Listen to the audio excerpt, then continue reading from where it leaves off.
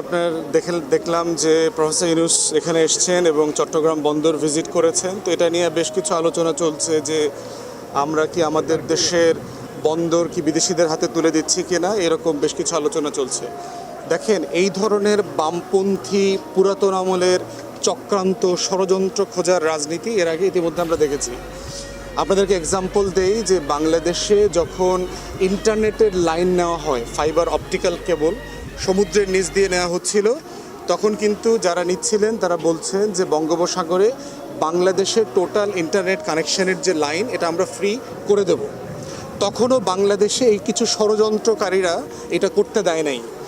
না দেওয়ার পরে কি হয়েছে, বাংলাদেশে সেই ইন্টারনেট কানেকশনের জন্য টাকা দিয়ে হাজার হাজার কোটি টাকা খরচ করে লাইন টানতে হয়েছে। এই জন্য ষড়যন্ত্র খোঁজার এই রাজনীতি বন্ধ করতে হবে। পৃথিবীতে যে সকল দেশ উন্নত হয়েছে, দেখেন আমেরিকার সাহায্য নিয়ে কি ভিয়েতনাম আজকে উন্নত হচ্ছে না?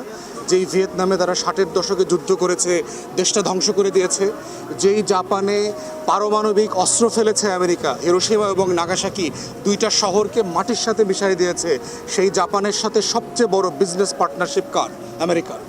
অতএব কোরিয়া আজকে কাদের সাহায্য নিয়ে উন্নত হয়েছে? সিঙ্গাপুর, হংকং, তাইওয়ান কাদের সাহায্য নিয়ে আজকে উন্নত হয়েছে? দক্ষিণ কোরিয়া কাদের সাহায্য নিয়ে উন্নত হয়েছে? অতএব মনে রাখতে হবে, আমরা কি দিল্লির গোলামি করব? একটা ছোট লোক, একটা অতি দরিদ্র দেশের উপরে ভর করে চলবো? তার সাথে সীমান্ত বাণিজ্য করব? না দুনিয়ার সবচেয়ে বড় সুপার পাওয়ার, যে অর্থনীতিতে আমাকে সাহায্য করতে পারবে, প্রযুক্তিতে সাহায্য করতে পারবে, জবে সাহায্য করতে পারবে, আমার লক্ষ লক্ষ ছেলে মেয়েদেরকে বিদেশে নিতে পড়ালেখা করতে সাহায্য করতে পারবে, আমরা কাদের সাথে আসলে পার্টনারশিপটা করব?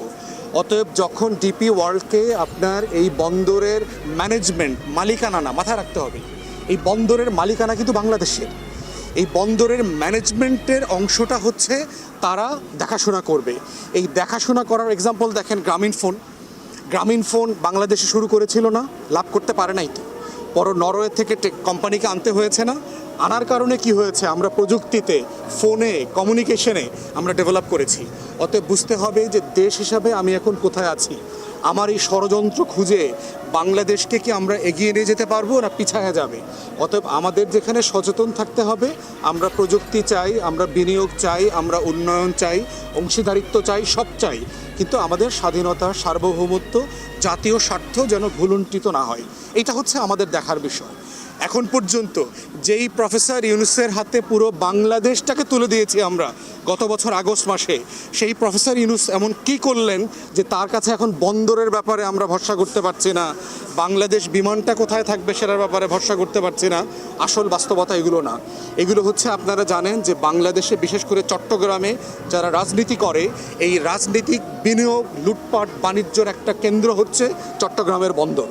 অতএব বাংলাদেশে যে 16 বছর ফ্যাসিবাদ লুটপাট করে এই বন্দর থেকে হাজার হাজার কোটি টাকা খেয়েছে, নতুন রাজনৈতিক দলগুলো যারা ক্ষমতায় আসতে বিভোর, তাদের শ্রমিক নেতারা, তাদের মালিক পক্ষরা চট্টগ্রাম বন্দরকে কর্পোরেট হতে দিতে চায় না।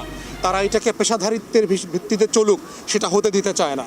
এখন প্রশ্ন হচ্ছে যে আমরা কি কিছু লুটেরার কাছে বাংলাদেশ বর্গা দিব, না বাংলাদেশটাকে আমরা কর্পোরেশনে নেব, পেশাদারিত্বে ফেরায় নিয়ে যাব, সারা দুনিয়ার সাথে আমরা কম্পিট করব, দুবাইয়ের সাথে কম্পিটিশন করব, সিঙ্গাপুরের সাথে কম্পিটিশন করব, বেইজিংয়ের সাথে করব, ক্যালিফোর্নিয়ার সাথে করব? আমরা কোথায় নিতে চাই? অতএব সেই জায়গায় প্রফেসর ইউনূসের উদ্যোগকে আমরা স্বাগত জানাই। আমরা মনে করছি এটা রাইট ডিসিশন, এবং বাংলাদেশের প্রত্যেকটা প্রতিষ্ঠানকে যেখানে যেখানে ডেভেলপ করবার সুযোগ আছে, ইনক্লুডিং আমাদের বিমান, আমাদের যে এয়ারপোর্ট সিস্টেম, এগুলোকে ডেভেলপ করে দুনিয়ার মানে নিতে হবে। এবং সারা দুনিয়াতে এটা আছে। আপনি দেখবেন যে ব্রিটেনে টেলিকমিউনিকেশন ইন্টারনেট সিস্টেমে এখন চায়না বিনিয়োগ করছে, তার 5G সিস্টেমটা চায়না বিনিয়োগ করতে চায়, সরকার এটা আলোচনা করছে। তাহলে ব্রিটেন যদি চায়নাকে অ্যাকসেপ্ট করতে পারে, তাহলে আমরা কেন আমেরিকাকে অথবা আরেকটা মধ্যপ্রাচ্যের কোম্পানিকে করতে পারবো না? এগুলো তো আমরা করছি অলরেডি, বিভিন্ন সেক্টরে ইতিমধ্যে এগুলো হয়েছে। গার্মেন্টস সেক্টর কি বিদেশিদের কারণে ডেভেলপ করে নাই? গার্মেন্টস সেক্টরকে আমরা নিজেরা ডেভেলপ করেছি। অতএব সেই জায়গাতে মাথায় রাখতে হবে, বাংলাদেশকে উন্নত করতে হলে সারা দুনিয়ার সাথে আমার একটা অংশীদারিত্ব দরকার। আমাকে মাথায় রাখতে হবে অংশীদারিত্বের পাশাপাশি আমার স্বার্থ ক্ষুণ্ণ হচ্ছে কিনা। যারা ষড়যন্ত্র তত্ত্বের কথা বলছেন, আপনারা দেখবেন এখন পর্যন্ত আমরা ভয় পাবার মতো, আশঙ্কিত হবার মতো কোনো তথ্য কারো কাছ থেকে। আপনার দেখলাম যে প্রফেসর ইউনূস এখানে এসেছেন এবং চট্টগ্রাম বন্দর ভিজিট করেছেন। তো এটা নিয়ে বেশ কিছু